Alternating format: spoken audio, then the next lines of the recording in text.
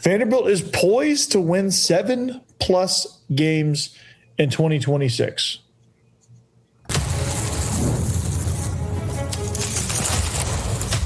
You are Locked On Vandy, your daily podcast on the Vanderbilt Commodores, part of the Locked On Podcast Network, your team every day.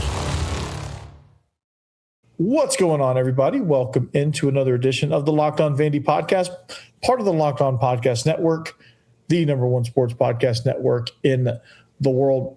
I'm your host, Corey Burton, and I'm glad to be with you guys on such a crappy stretch of weather here. Over 200,000 residents in Nashville without power, and I feel for you guys.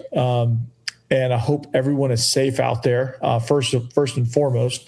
And thankfully, my in-laws had a generator, so I was able to come over here and with my family, and we've got about a quarter of the house that's being powered right now, so it's not the whole house, but we're able to get by while this winter storm moves through. So that being said, like I said, I hope all you guys are safe out there, and I felt like I wanted to throw a show out there for you guys, maybe something for you to listen to while you're just waiting it out, waiting for NES to turn your power back on, or whatever the case may be.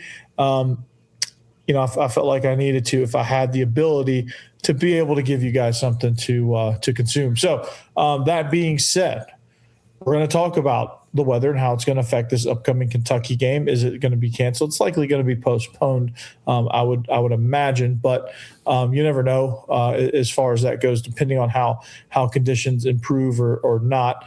We're going to talk about the linebacker position. I think defensively, this could set up to be the most talented and most important group in the defense. So we'll talk about that. And I think they're going to be explosive, and I think this is going to be a special group, despite losing Langston Patterson. We'll break that down. And of course, what are the expectations for the 2026 Commodores? Like what are we thinking win total wise? That Vegas has not come out with any odds yet on futures for win totals. That usually comes out later on, probably in March or so, February, March. Last year's win total was 4.5. That was increased from 2.5 the prior year. So I imagine it's going to go up in increments of 2 because, it's Vanderbilt. They're replacing Diego Pavia and Eli Stowers and a whole bunch of talent. And so I imagine it's not going to be up there 8.5, 9.5. My prediction is it's not going to be 4.5. I think we're going to be right at 5.5 or 6.5. I think either one of those numbers would be about what I expect as far as that win total goes. So let's break that down. But speaking of which, today's episode is brought to you by FanDuel. It's the last call for football on FanDuel. If you're a new customer, bet just $5 and get $200 in bonus bets if you win. And speaking of bonus bets, I don't know if this line will drop, but if it does, you could take that as one of your bets for next season. So what are the expectations though? And I think the expectation is the bar is going to be set at about 5.5 or 6.5. And my expectation and my prediction is we're going to hit the over on that. I think minimum 7 wins. I think you're looking at 7 to 9 wins with this Vanderbilt team. And when you look at the schedule and when you look at how things set up, you have a freshman quarterback, you're replacing a lot of talent. I'm not sure if 10 wins is in the cards this coming year. I could be, again, this team could surprise me, and Jared Curtis could be well ahead of the pace of a true freshman. But with all that being said, I think 10 wins is very, very lofty. I think that is the very top end of the spectrum. And if Vanderbilt gets to 10 wins this year, that's going to mean a college football playoff spot. Now, let's look at the schedule when it comes to expectations, right? So you start out the gates, Austin Peay, Delaware, and NC State. That's a great ramp up for a freshman quarterback. Austin Peay, Delaware, and then NC State. So you get 3 really competitive but winnable non-conference games. Obviously, Austin Peay should be the slam dunk. But Delaware was a bowl team last year. They're a great program. The Blue Hens, and NC State is always a tough, scrappy program. But but both of those teams can certainly be taken. So you got presumably 3 wins there. You're at Auburn, at Georgia. I think you split that. Ole Miss, Arkansas, Kentucky, you go 2-3 in that stretch. So I think you lose 2 in a row. Georgia and Ole Miss, Arkansas and Kentucky should be wins. The open date, they're going to beat us there. No, just kidding. So I think Arkansas, Kentucky, Mississippi State, I think you can rack 3 wins up there. So that's 6 wins. And then Alabama, Florida, Tennessee, I think you get at least 1 in that stretch. And that's 7 games right there. I think Alabama could be a team that you could jump up and get depending on how well you're playing. I think when you look at, Ole Miss, if they have Deuce Knight, they're certainly gettable. They've done extremely well in the portal. So, but you never know at that point. All these teams have new situations. I mean, Kentucky has new situations, but I don't know if they're going to be ready-made in year 1 to walk out there and win a bunch of games. Mississippi State, I think they're still kind of struggling. Alabama, you get them late in the season. It feels like with Kalen DeBoer, especially in November, it's a toss-up. Florida, I think, is going to be kind of a toss-up. You get a new coach, John Summerall, and a new offense with Buster Faulkner, but by November 21st, they should be hitting their stride. And, of course, you get Tennessee at home, and that's that rivalry game is always special. So I think you're going to get 1 in those 3, and then I think you're going to get 6 prior to that. So I think 7 is realistic, 8 is good, 9 is great, 10 would be magical. 10 would be like, hey, we're building a statue right now. So when you look at just the factors that you have Jared Curtis. What is he truly going to be able to do as a freshman? What impact is he truly going to be able to make as a freshman? I don't think we can expect him to get us to the college football playoff in year 1. Now maybe year 2, if you can win 7 games or more with Jared Curtis, I think year 2 is going to be something special. But I think we got to see how this first season goes. He has some great pieces around him. I think Vanderbilt's done a great job building around him with the offensive line. Apparently, Clinton Azubuike as a strong tackle is something that everyone's excited about. And some of these offensive linemen, and we'll talk, and we got all offseason to talk offensive line, defensive line, linebackers, which we'll talk about later on in this episode. But, when you look at Vanderbilt's team and how they're constructed, we know the culture is there. We know the leadership is there. We know they're going to be well coached. They're going to be in good position. They're going to be well coached. They've gotten pieces that are going to help them in pass defense. They've got a couple of great receivers coming in, Cole Adams and Jacori Thomas, to join the mix. And I think you've got a good group of receivers that are going to be competing behind them. You've got some great tight ends coming in to join Cole Spence. Bryson Coleman, I think, is moving over to wide receiver, but he's going to be a guy that's going to be tough on the perimeter, and he's going to be a good blocker as well. So he's going to be in the mix there. Javante Connor is going to be one of those underrated guys that are going to replace Eli Stowers. But, this offensive line, I think, being rebuilt, you have to be excited about that. You have to be excited about even though it's not some astronomical number like 35 players in the portal like some of these schools are getting, I think you still can be excited about the quality of guys we got to fit exactly what Clark Lea wants to do throughout this team, offensively and defensively. I think you've got pieces that fit parallel and are an upgrade to what just left. And that's not a shot at what just left. It just shows you kind of the bar that they set. And then we wanted to go out and recruit above that bar because you have Richie Hoskins, who was great possession guy, came up with some huge catches, some clutch catches in some critical moments. But now you get Cole Adams to come in and replace him. You got a faster, shiftier, receiver at that position that can also contribute on special teams, that's an upgrade, right? You get Jacori Thomas. He's a big on-the-ball outside receiver. That's what you've been looking for a while, and he's the guy that can go and get it. You have Junior Sherrill coming back. That's going to be awesome. Caleb Barrett, probably going to fill in a lot of what Trey Richardson did from short to intermediate and in the screen game.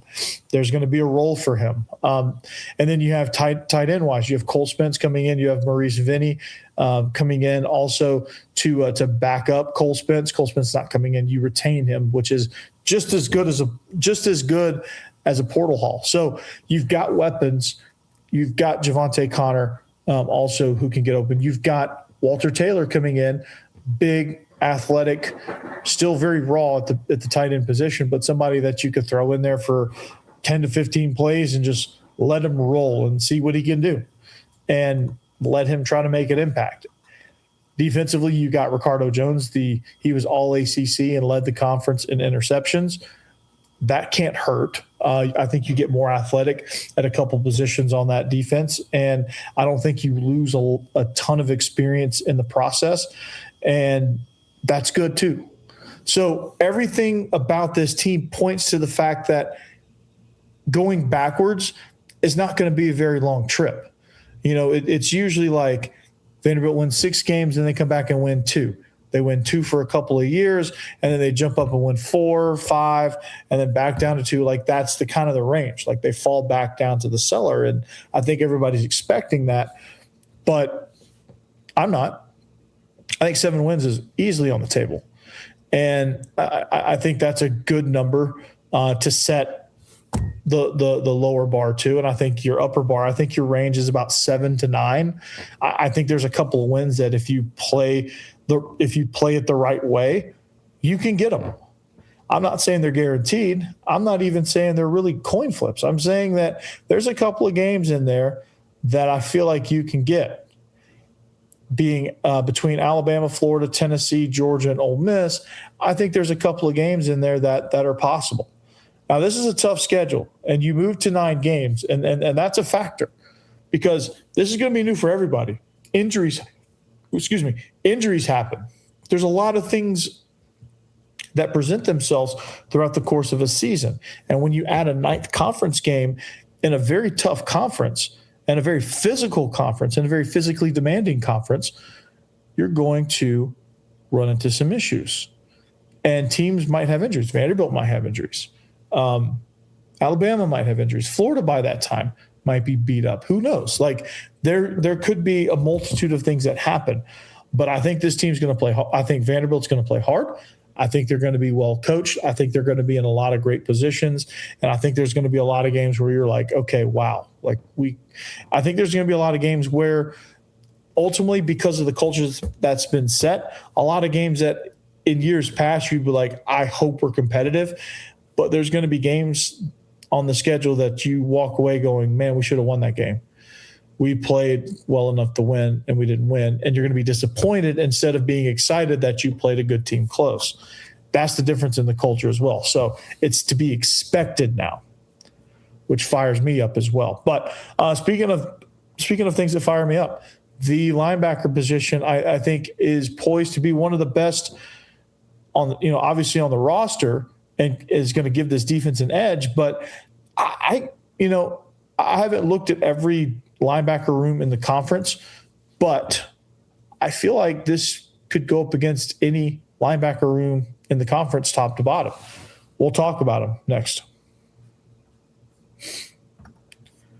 Speaking of which, FanDuel, and whenever FanDuel decides to release those odds on Vanderbilt's win total for next year, I'm probably going to take the over, unless that over-under sits at 9.5 for some reason. I'm probably going to take the over on that. But it's last call for football on FanDuel. One final Sunday, one last kickoff, the final chance to get in on the action before the NFL season officially comes to a close. This is Super Bowl 60, and FanDuel's making sure you're right in the middle of it with a special offer just in time for the biggest game of the year. Whether you're backing the favorite, riding with the underdog, or building that one last same game parlay, this is the game everybody's been waiting for. This is where the predictions turn into plays, stats turn into storylines, and every snap feels bigger.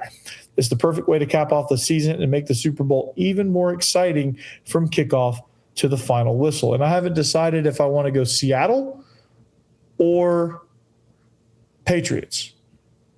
I haven't decided yet, but I will, and I'll let you know when I do. But if you're a new customer, bet just $5, get $200 in bonus bets if you win.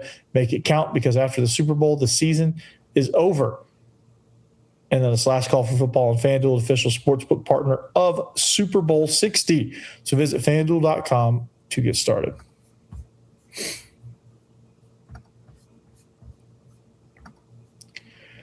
All right, thanks for making Locked On Vandy your first listen each and every day. Thank you for being an everydayer. And if you want to take that to the next step, if you want to take it to the next level, you're already doing it. You're already enjoying it every day. Why not just go the extra mile? Join the Everydayer Club. LockedOnVandy.supercast.com. You get ad-free audio. You get members-only access to a Discord channel, which is a lot of fun. There's a lot of great banter going on. And I imagine during football season, if this were to launch last August, it would have been a lot of fun during football season. So make sure you get on it now so that you can take advantage of and build your reputation on the Discord channel, represent Vanderbilt, and hey, it'll be a lot of fun. $5 monthly, $50 annually, whichever you choose, is the price. So make sure you partake now and don't miss out.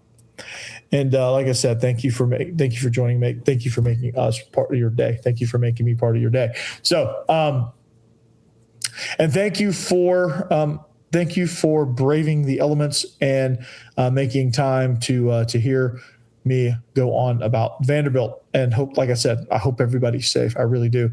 It's crazy out there. The trees have been falling all over the place. So there's nothing like that sound is completely just stuck in my ear now. That crack, and fall of the trees.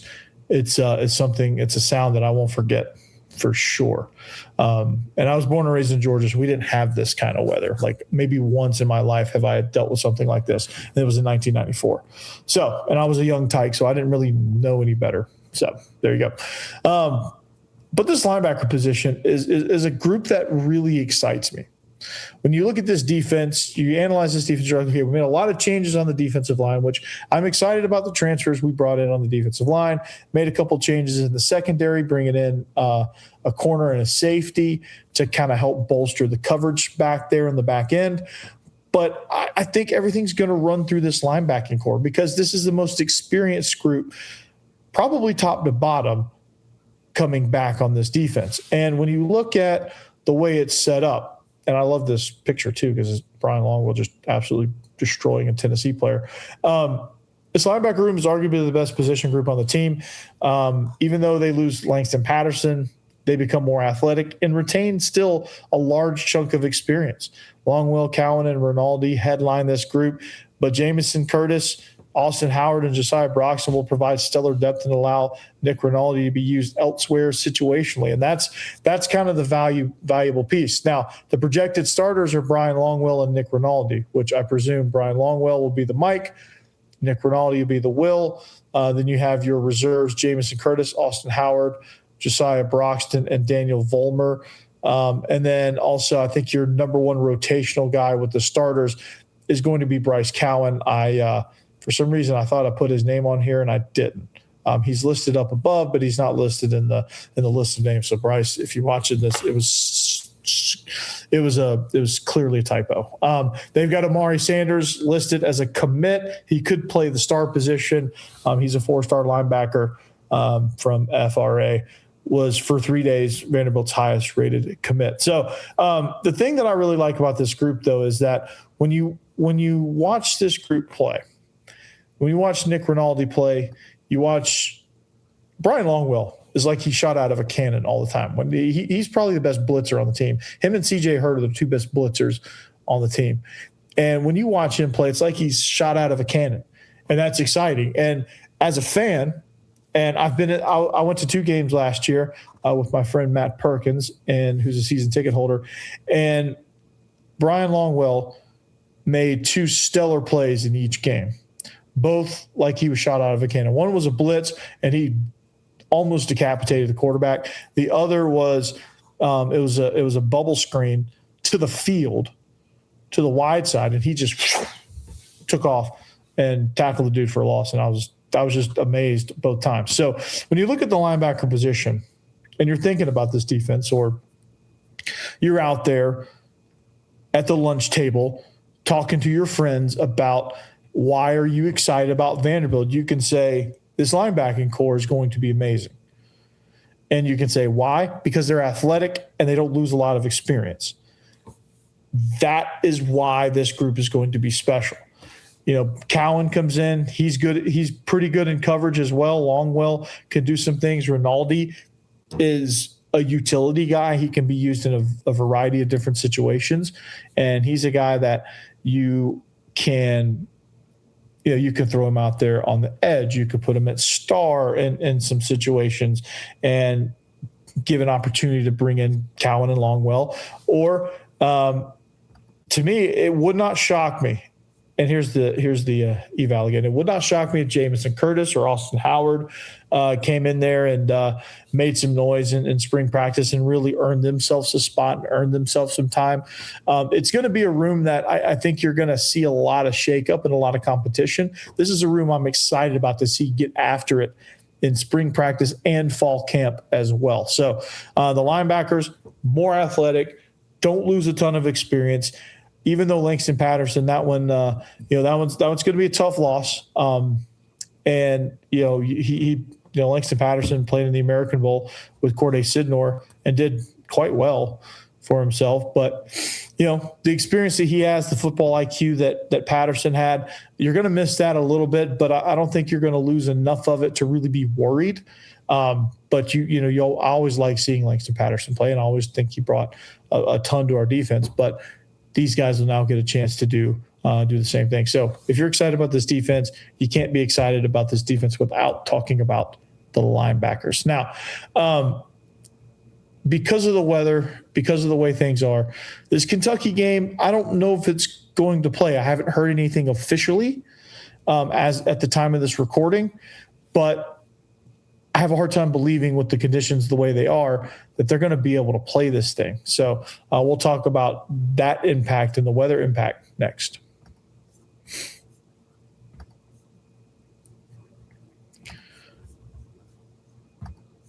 But first, let's talk about Mazda.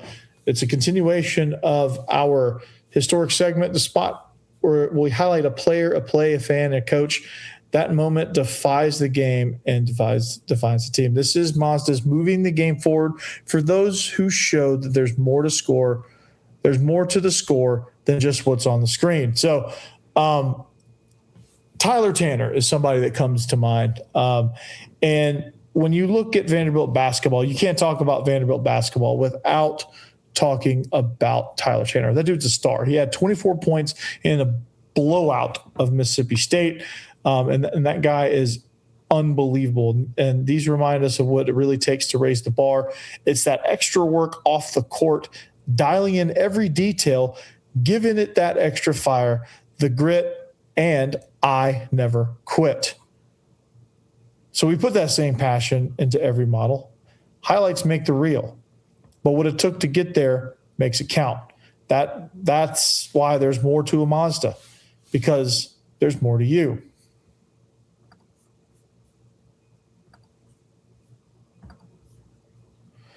All right, wrapping up the show here, Locked On Vandy. Thanks for making Locked On Vandy your first listen. Thank you for making number one. Thank you for making Locked On number one. Thank you for joining me.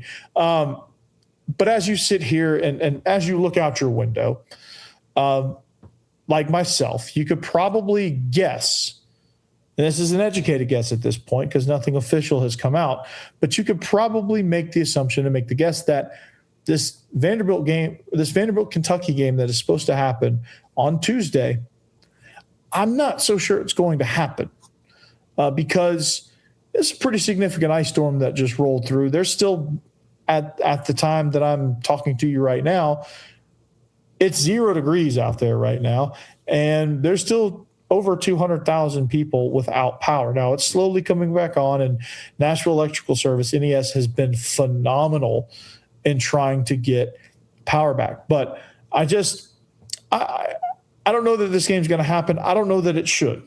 And you guys can let me know your thoughts on that. Let me know if you are okay. Let me know, if you have any crazy stories about what happened and your experience in this ice storm. But I don't think the game should happen because I think there's just too much going on outside of Memorial. I think with this weather, the way it's affected people, the way it's affected probably travel, I just don't think it's right. It just doesn't seem right to be able to play this game on Tuesday. I think maybe postpone it, find another place to put it. Like I don't know. I mean, if they end up playing it, then they end up playing it, and I'm not going to like bang my fist on the table and protest. But if you're asking my opinion, I just think there's too much out there, and a lot may change between now and then. A lot may change, but I just think that when you evaluate the situation, when you evaluate what's happening in Nashville, it just doesn't seem like it's going to happen. Now, I don't know if it's any better in Lexington. I don't even know if the team can get out. Like, I don't know if they can board a bus or a plane or whatever to even get out into Lexington to come down to Nashville. They sure as heck can't drive around in Nashville. It's a sheet of ice out there. It's the entire city's an ice skating rink. If they ever wanted to play a winter classic, I think the Predators could just play on Broadway. That might actually be kind of fun. But in all seriousness, like, there's no power. And I don't know how long it's going to take. There's over 200,000 people that need power. I don't know how long that's going to take, and there's a lot of people out there that are worrying about warmth and food and whatever. And, I'm very, very blessed and very thankful for my situation. And I don't want to take that for granted, but like, there's a lot bigger things to worry about.